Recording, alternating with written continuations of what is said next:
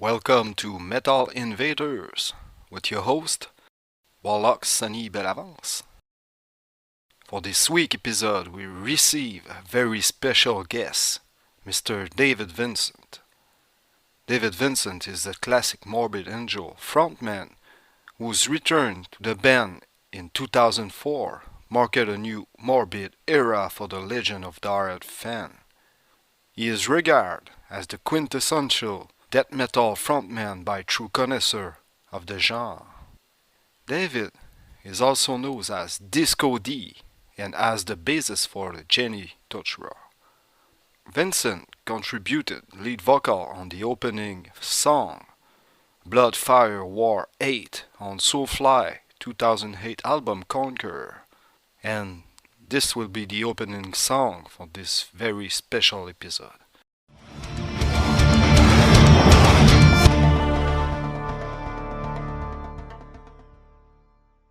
David, welcome to Metal Invaders. I would like to say that it's a real honor to have you on the show tonight. Well, thanks. Thanks. How everything is doing on the Mordid Angel World Tour? Well, you know, we are touring right now, as you pointed out. We have a very short break now, and then I leave very shortly to go to Japan. Yeah, do you have a great expectation for the coming Japan tour? Well, listen, I have great expectations for everything. You know, Japan is a wonderful country. It's been quite a number of years since I have been there, and they've, you know, as everyone knows, they've suffered some tragedies lately with the tremendous flood and other things, which actually prevented us from doing the festivals that we were going to do earlier in the year. Now, thankfully, they're well on their way to recovering on that, and you know, I'm just looking forward to going and visiting with them and sharing some music. Yeah, of course. Pretty kind from you. That's right. And all the Mexicans and Chilean and Brazilian received a Mordid Angel. Oh, well, we've always had a really a wonderful outpouring of support from Latin America.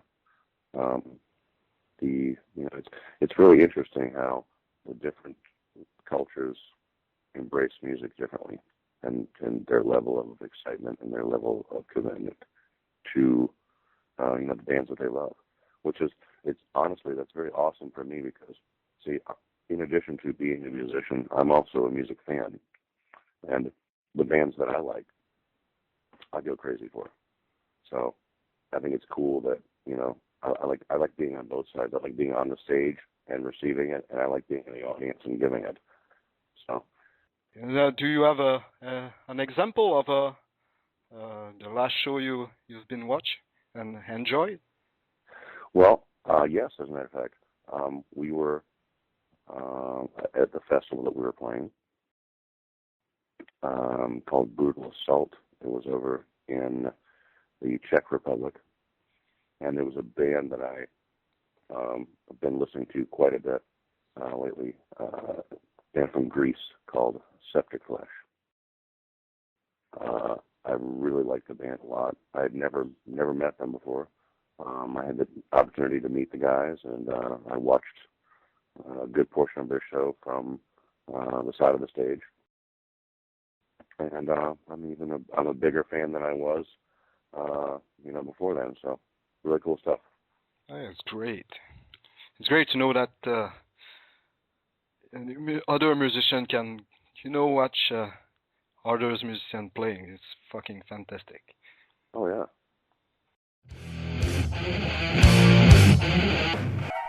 David, let's talk about Ilu Diving Inside Us, the latest album of Mordid Angel. A brilliant album with new addition to the musical element of the band. Would you like to talk about the making proceed in studio? How do you work? All together, or you record all the tracks separately? Separately. Yeah, we do. We do everything separately. Obviously, we record the drums first, and then each of us go and do our part on top of that, and just keep layering it until it's where it needs to be.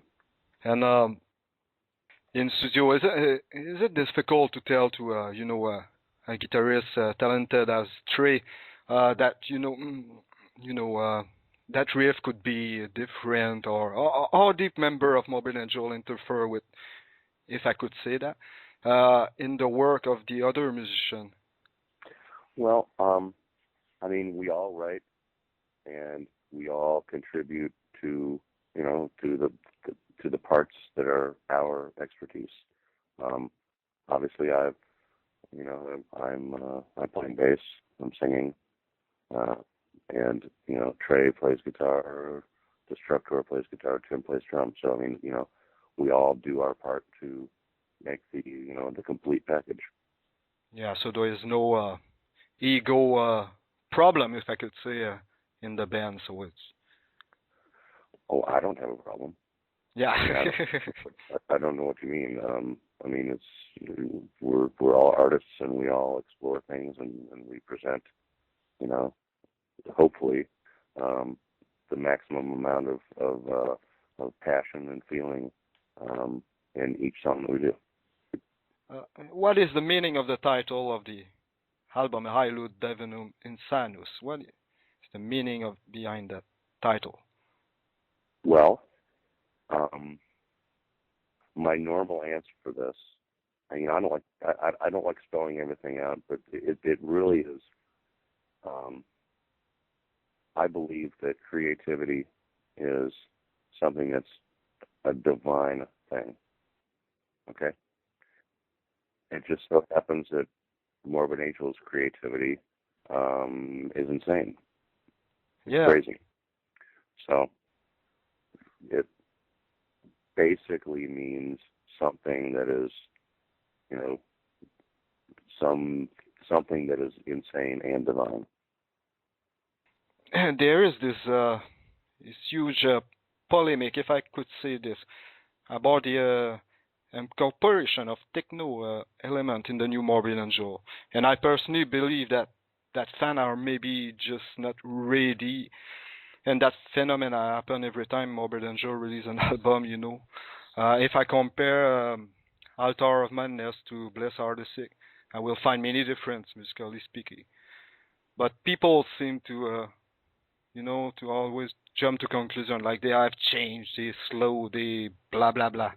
Have you felt this over and over since the first new release album of Morbid Angel, or I'm totally in the wrong?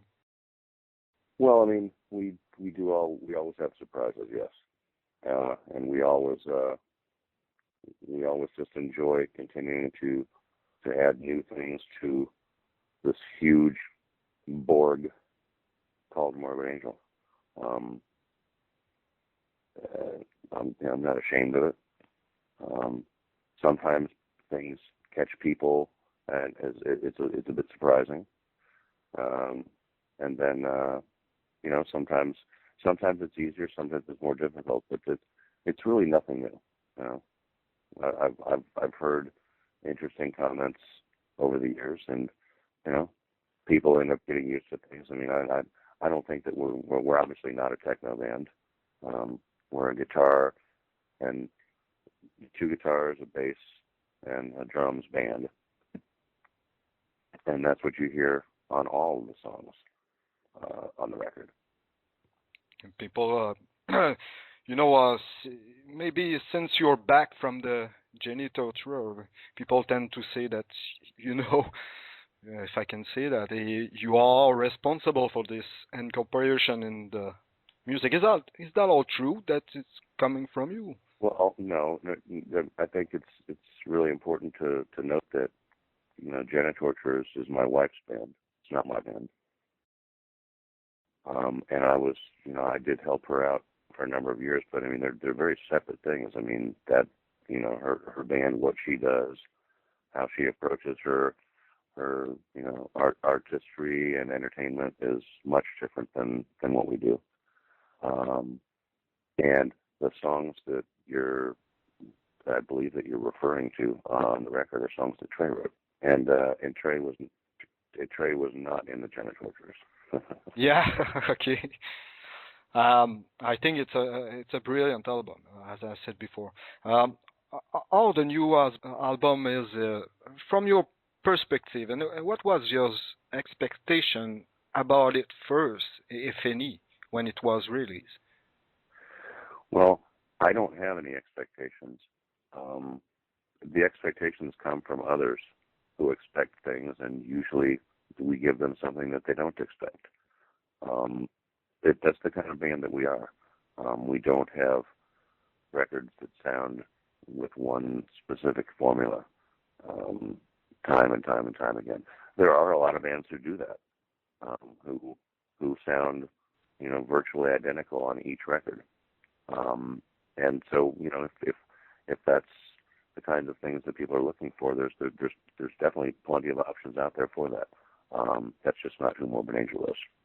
Yeah. If I'm listening to a band like King Diamond, he is changing with every album. I think it's fantastic. You need to evolve somewhere, I guess.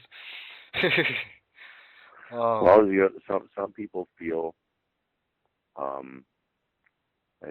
an energy inside them that's bursting to get out, and that's this artistic thing.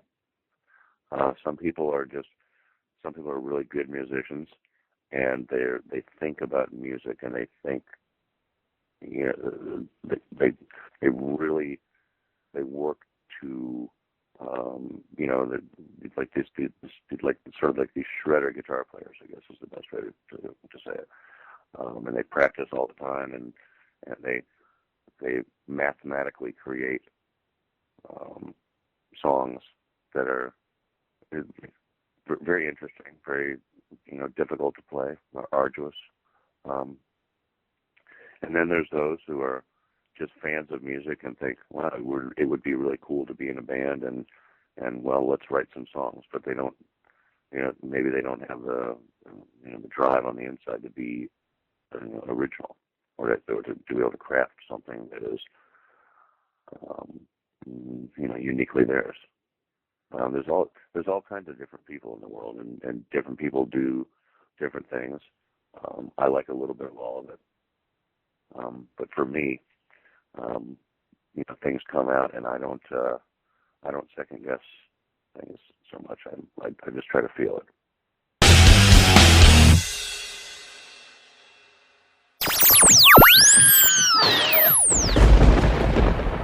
Greetings, fright fiends. Hungry for a blood-curdling good time?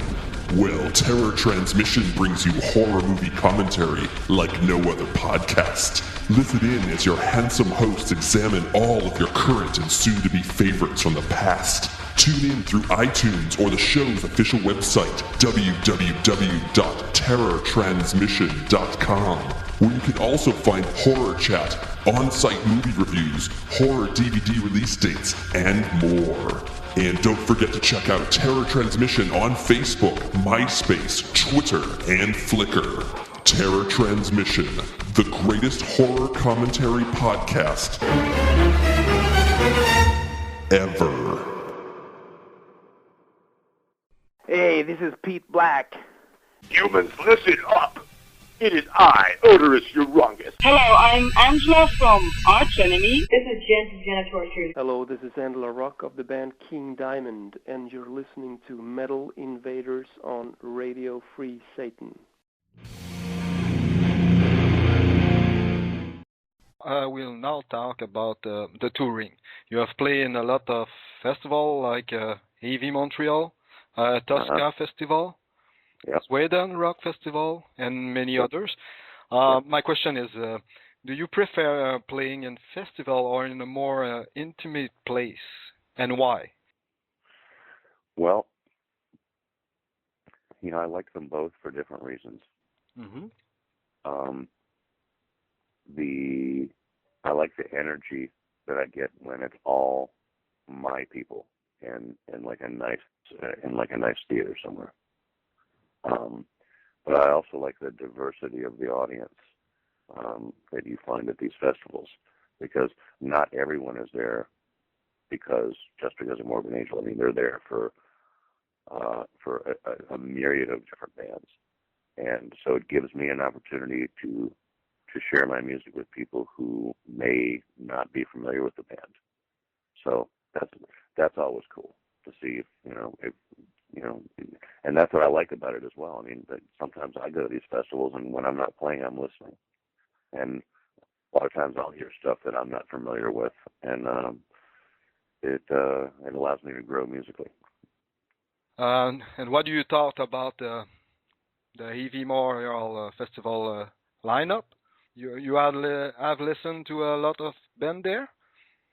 I'm sorry, on which?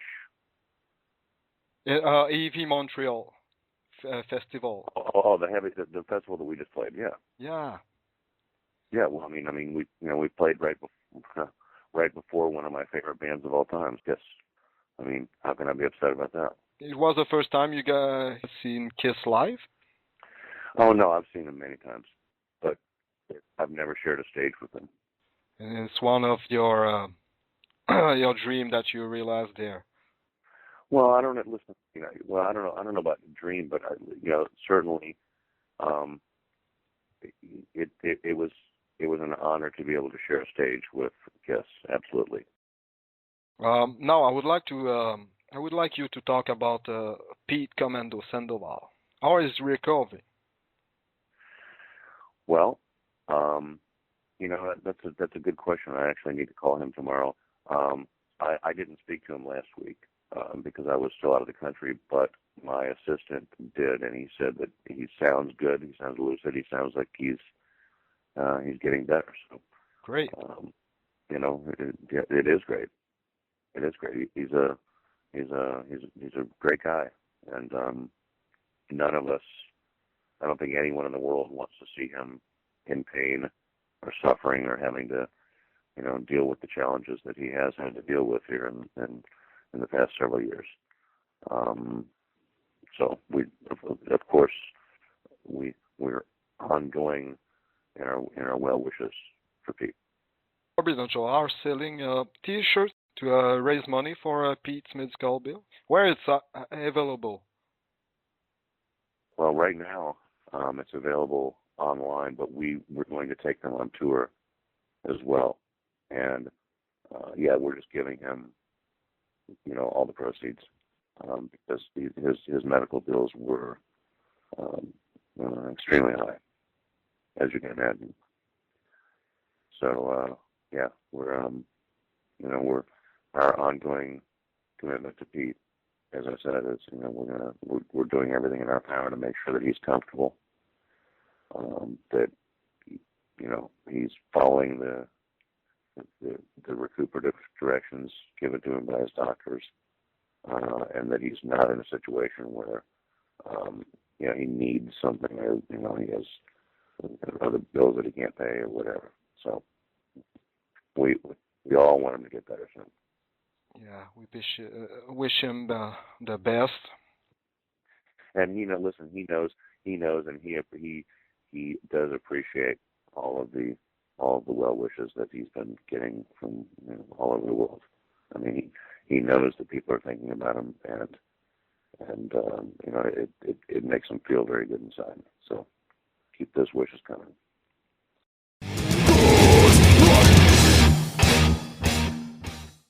Hey, this is Riggs from Scum of the Earth. Hello, you little maggot from Flatus Maximus of Glory. Hello, this is Snow Shaw. You're listening to Metal Invaders. RadioFreeSatan.com. In other kind of idea, you are a member of the Church of Satan.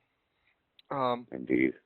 Yeah, I'm also a member, and I'm a warlock in the Church of Satan, a proud warlock. How did you come across Satanists?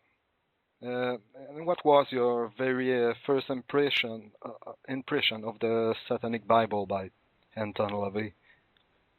Oh, I think it's a great book. I think it's very rebellious. I think it's an excellent introduction into someone's journey down the left-hand path. Is there any other book you enjoy by Anton? Well, I have them all. Honestly, I find it very entertaining. He was a great entertainer, and in and amongst the entertainment is some very, very useful philosophy. Absolutely. And you're still in contact with the COS? There are those within the COS that I am in contact with. I don't need to be a member of a club. That was never my intent, personally. I mean, it's something that I did because I was so moved to do so, and I continue to believe the way that I do. And from time to time, I will meet people and share some good conversation. And yeah. People tend to analyzing everything you say about the Church of Satan because you are a celebrity, who is a member of the COS. Do you find this a little bit annoying to have to justify? I will not say justify. Well, how should I say? Talking very often about it. As a non-appointed spokesperson for the church. But the point is that I hold no rank, and I seek no office. This is strictly something that I felt moved to do for the furtherance of the knowledge that really should be much more prevalent, and I believe the world would be a much more honest place if more people shared in the fruits of that knowledge. Have you ever met Anton LaVey in person or had any correspondence with him? I did meet him briefly. I've met his daughter on several occasions, and I mean Carla, not Zena. Carla is a wonderful human being. I felt very close to her even before I met her. And when we were in the same building together, and I felt her. And I went up and I introduced myself to her, and she says, "Have we met before?" But it's very obvious. She looks so much like her father. Do you have any contact with the actual high priest of the church, Peter H. Gilmore? I believe that we had some method of communication at one point several years ago. To be honest with you, my memory doesn't serve me so well because I do have the opportunity to meet thousands of people on a regular basis. I want to say that there was some modicum of correspondence some years ago through some other people, but again, it's not ever been my intent to seek out a position or an office. That's not. I don't want to recruit people. I'm not looking to grow anything. I want people. When you bring people in, I don't want to bring anyone in. I want people to find their own way in, because when you bring people in, then they don't want it bad enough. They have to go through. I'm against the idea of somehow recruiting people, because I want the very strongest people to be of like-minded. If you have to talk someone into it, then they're the wrong person. Yeah, quality over quantity. Absolutely. You appear on the Akron album, Those Who Have Risen. How did you end up doing vocal on Akron album? Mr. Crowley asked me to. Yeah? Mm-hmm. You still in contact with Vincent? From time to time. Cool. Yeah. Here's a little light question. The title of the disc of Mordid Angel, follow alphabetic orders. It was for the first two, as I read, coincidence. Then it was then done consciously. Is that true? And why doing this, if any reason? I told you it was a light one. Well, actually, yeah, it was coincidence on the first two. Covenant was deliberate, and it's been deliberate since. But who decided of the? Is the band the entire band who decide, or is just? Well, when we discussed the titles, I'm trying to think of. I think Trey came up with Altars of Madness, and it worked. I came up with Blessed Are the Sick. Covenant was actually, we had our fan club at the time was called the Covenant of Death, and I said, well, that would be a perfect title for the record. We'll just call it Covenant, though. And then also because it follows, ABC. And then at that point was when, yes, it was. Then we were locked. I've heard, and you will let me know if it's true, but about the comeback of Terrorizer. Is this true? Yes, it has been recorded. It will be in the first part of 2012. Ah, great. So it's gonna be anywhere announced everywhere. Yes. Great. Beside touring with Morbid, are you still doing it for the Genital Tour? No, I haven't played with Jen. Well, I haven't played music with Jen on stage for, I almost want to say 5 years probably. Which stage do you prefer to play on between the Journey to Tour and Mordid Angel, and why, if any of both? Well, I mean, that's like comparing, apples and oranges. I mean, they're completely different. But the answer is Mordid Angel. Yeah. But I mean, I have had some very good times performing with Jen as well. But again, that's it's like that's really her thing, So I'm just out there to sort of support what she wants to do.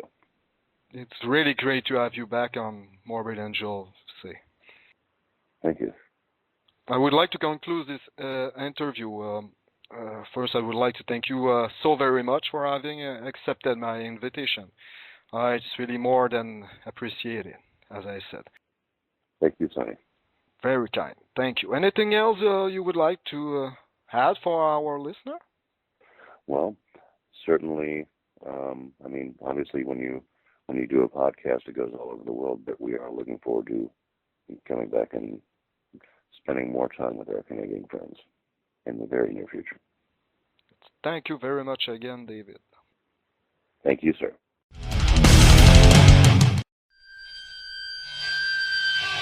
Yeah.